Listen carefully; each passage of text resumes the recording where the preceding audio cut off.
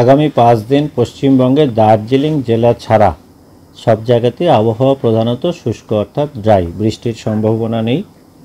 দার্জিলিংয়ে শুধুমাত্র নিচের দিকে হালকা বৃষ্টি আর খুব হায়ার রিচেসে মানে উপরের হাই অল্টিটিউডে হালকা থেকে মাঝারি স্নোফলের সম্ভাবনা আছে। বাকি পশ্চিমবঙ্গের সমস্ত জেলাতেই আবহাওয়া প্রধানত শুষ্ক। দিন ও রাতের তাপমাত্রার কোনো উল্লেখযোগ্য পরিবর্তন আগামী 5 দিনে নেই। 20 তারিখ থেকে 20, 21, 22 এই সময়টাতে হয়তো দক্ষিণবঙ্গের রাতের তাপমাত্রা আরও 1 ডিগ্রি বেশি ফল হওয়ার সম্ভাবনা।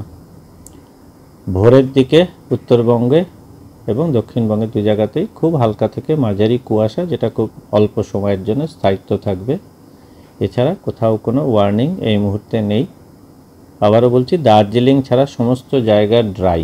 দার্জিলিংয়ের হালকা বৃষ্টি এবং হায়ার রিচেসে হালকা থেকে মাঝারি স্নোফল বা বরফপাত।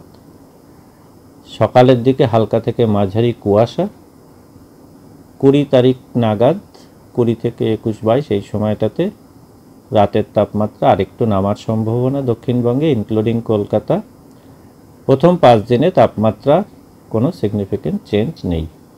কলকাতা ক্ষেত্রে স্যার একই কথা প্রযোজ্য, অর্থাৎ যেটা চলছে সেটাই চলবে আগামী 4-5 দিন।